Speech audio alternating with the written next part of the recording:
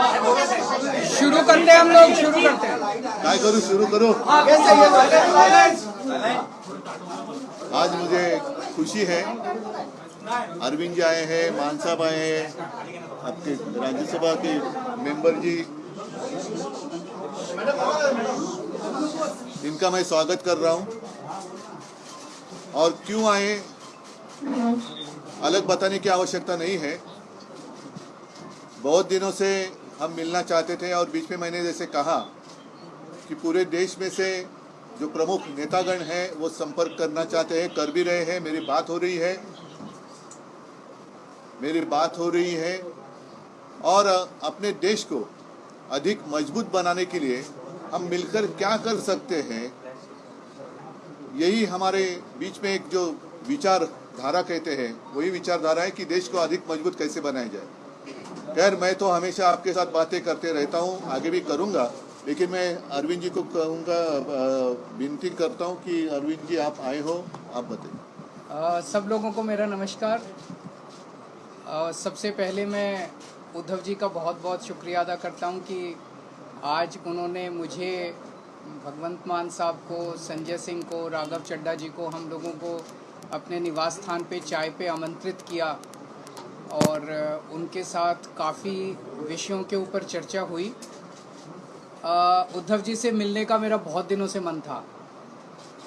खासकर कोरोना के दिनों में मुझे याद है कि जब कोरोना पीक पे था उस वक्त हम सब लोग एक दूसरे से सीख रहे थे और जिस तरह से उद्धव जी ने और उनकी सरकार ने बॉम्बे में और पूरे महाराष्ट्र में कोरोना को कंट्रोल किया वो बहुत काबिले तारीफ था।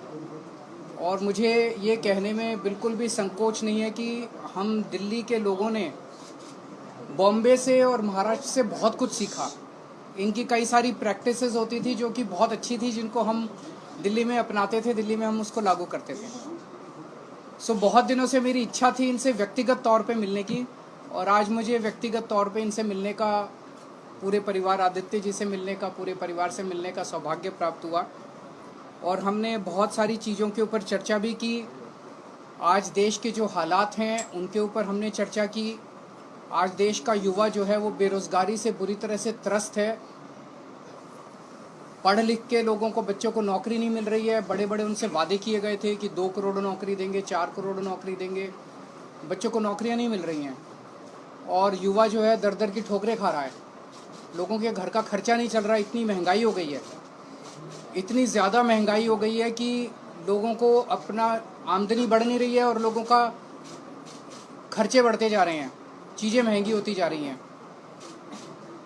जिस तरह से मौजूदा केंद्र सरकार कुछ चंद पूंजीपतियों को फ़ायदा पहुंचाने के लिए एक तरह से पूरे देश को गिरवी रख रही हैं, सारे देश के संस्थानों को बेचती जा रही हैं। अब एक बहुत बड़ा आज सुनने में आया कि LIC जो है वो LIC भी अब धीरे धीरे घाटे में जाने लगेगा। करोड़ों करोड़ों लोग, जिन लोगों ने अपनी पूरी जमा पूंजी LIC के अंदर जमा कराई थी, उन लोगों का क्या होगा। इन कई सारे विषयों के ऊपर चर्चा हुई, देश के गंभीर हालात के ऊपर चर्चा हुई।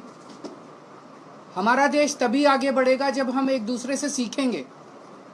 हमें एक दूसरे से लड़ना नहीं है, हमें एक दूसरे से सीखना है। इस देश की जितनी भी समस्याएं, उन सारी समस्याओं का समाधान कहीं ना कहीं देश के अंदर है, पर यह है कि हम आपस में मिलते नहीं हैं, आपस में चर्चा नहीं करते हैं।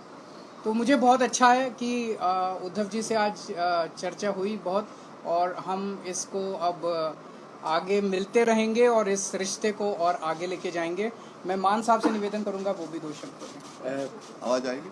आज उद्धव जी से मिलने का मौका मिला, पूरे परिवार में बैठने का मौका मिला। पंजाब और महाराष्ट्र का बहुत गहरा नाता है।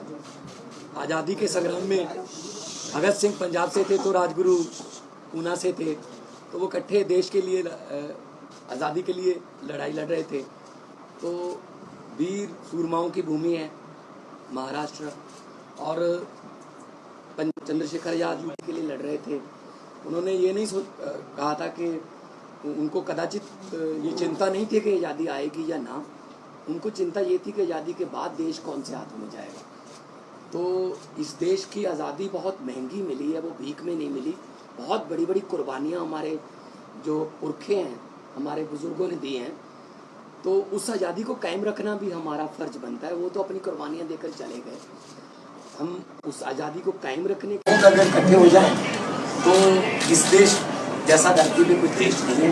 तो पूरे देश के 130 करोड़ लोगों का जो कल्याण कैसे हो, हर घर के चूल्हे को जो है वो आटा मिले, हर घर में आग जले चूल्हे में, रोजगार मिले और तरक्की हो, तंदुरुस्ती हो, इन मुद्दों पे बात हुई और अच्छा लगा।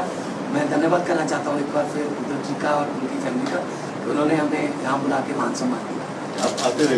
अरविंद जी, बीएमसी चुनाव को लेकर कुछ बात हुई है क्या? आपकी पार्टी भी काफी तैयारी कर रही है बीएमसी चुनाव लड़ने के लिए, इसके बीच पे कुछ बात हुई है? इस देश में एक पार्टी है जो 24 घंटे चुनाव की सोचती है।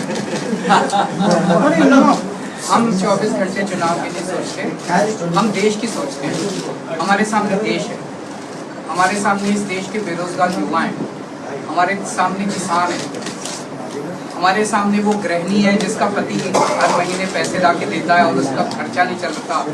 20 तारीख के बाद उसको पता नहीं अगले 10 दिन कैसे बीतेंगे। उन मुद्दों के ऊपर चर्चा हुई। जब चुनाव आएंगे चुनाव की भी चर्चा करेंगे, पार्टी है, हम चुनाव तो लड़ेंगे, उस टाइम चुनाव की भी चर्चा करेंगे, पर हम उस पार्टी की तरह 24 घंटे चुनाव की बात नहीं करते। पॉलिटिकल सिनेरियो महाराष्ट्र में चल रहा है,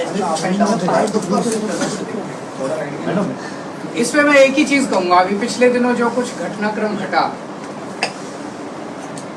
उद्धव जी की पार्टी की चोरी हो गई, उनका सिंबल चोरी हो गया, उनका नाम चोरी हो गया, उनका सारा जो था वो सब चोरी करके ले गए। और मैं एक ही चीज़ कहना चाहता हूँ, इनके पिताजी शेर थे और ये शेर के बेटे हैं, तो पूरा महाराष्ट्र इनके साथ है और मैं पूरी उम्मीद करता हूँ कि सुप्रीम कोर्ट से इनको न्याय भी मिलेगा। और मेरा अपना मानना है कि ये सारे आने वाले चुनाव जो हैं वो स्वीप करने जा रहे हैं उद्धव ठाकरे। तो सर आप क्या सोच रहे हैं कि आने वाले समय में अगर महाराष्ट्र में चुनाव लड़ते हैं तो उद्धव जी के साथ आप अलायंस करेंगे, क्या सोच रहे हैं? जब चुनाव आएगा आपको सारी बातें बताएंगे। इलेक्शन को लेकर के आज बहुत कॉलेज देखने को मिला है फिर से और कई फाइल भी हो गए, इस तरीके की खबर आई स्टैंडिंग कमेटी इलेक्शन। मैं क्या बताऊँ, ये तो आप उनसे पूछिए। गुंडागर्दी के सिवा उनको कुछ काम नहीं आता है। अगर वो इतना देश की जिम्मेदारी उन लोगों को दी हुई है, अगर वो देश के बारे में सोचें तो देश बहुत तरक्की कर सकता है। चारों तरफ गुंडागर्दी, चारों तरफ, ये इससे देश आगे नहीं बढ़ता। हम आपस में क्यों लड़ते हैं? हम आपस में इतनी गुंडागर्दी क्यों कर रहे हैं ये लोग? भाई जब दिल्ली की जनता ने 134 सीट हमको दी, 104 सीट उनको दी, तो मेयर तो हमारा ही बनना चाहिए। 2.5 महीने से मेयर ही नहीं बनाया, डिप्टी मेयर तो हमारा बनना चाहिए, स्टैंडिंग कमेटी तो हमारी होनी चाहिए, बना ही नहीं रहे। रोज लड़ते हैं। बताओ, मेयर का चुनाव कराने के लिए अगर हमें सुप्रीम कोर्ट जाना पड़ेगा तो ये तो दुख की बात है। अरविंद जी, एक सवाल ये था कि विपक्ष के नेता लगातार आरोप कर रहे हैं कि सेंट्रल एजेंसियों का इस्तेमाल किया जा रहा है। दिल्ली का सिनेरियो, महाराष्ट्र का सिनेरियो, इस विषय पे आपकी उद्धव जी से कुछ गंभीरता से डिस्कशन हुआ है? देखिए, कायर लोग इस्तेमाल करते हैं। ईडी और सीबीआई और ये सारी एजेंसीज का इस्तेमाल कौन करता है? कायर लोग करते हैं। करने दीजिए उनको, उन्हें हमसे डर लगता है तभी तो करते हैं। आपके घर ईडी नहीं आई, आपके घर सीबीआई नहीं आई, इनके घर आती है, मेरे घर आती है। परसों ये कह रहे हैं मनीष सिसोदिया को गिरफ्तार कर लें, हमें कोई फर्क नहीं पड़ता। जनता देख रही है। अंत पंत में सच्चाई की जीत होती है, झूठ झूठ होता है, सच्चाई की जीत होती है। भगवंत मान जी, आपसे सवाल है, जिस प्रकार से पंजाब में हिंसा हुई है, नारा को जो है वो आरोपित कर लिया गया, उसके बाद वहां पर पुलिस वालों को भी पीटा गया, एक एफआईआर नहीं रजिस्टर हुई है, क्या कुछ कहेंगे? देखिए, आप लोगों के पास यहाँ गलत सूचनाएं हैं। लॉ एंड ऑर्डर पंजाब में कंट्रोल में है, पंजाब पुलिस सक्षम है और पंजाब का जो सोशल बॉन्डिंग है उसमें गोलियां भी चली 10 साल, बम भी फूटे, लेकिन पंजाब का जो भाईचारा है आपस में, वो लोग मिलकर रहना पसंद करते हैं। अमन शांति वाला हमारा स्टेट है और बहुत बड़ी बड़ी इंडस्ट्रीज अब वहाँ पे इन्वेस्ट करने लगी हैं, क्योंकि पहले किसी खास फैमिली के साथ एमओयू होता था, अब पंजाब के 3 करोड़ लोगों के साथ जो है वो एमओयू हो रहा है। पंजाब को नंबर 1 स्टेट हम बनाने में अपनी तरफ से हमारी गारंटी थी। जब अरविंद जी और हम सारी टीम चुनाव प्रचार कर रहे थे तब हम गारंटियाँ दे रहे थे कि गारंटी, कच्चे मुलाजिमों को पक्के करने की गारंटी, रोजगार की गारंटी। तो मैं तो मतलब यही कहूँगा कि लंबे सफर को मीलों में मत बांटिए, कौम को कबीलों में मत बांटिए। एक बहता दरिया है मेरा भारत देश, इसको नदियों और झीलों में मत आप पे गुरुजी,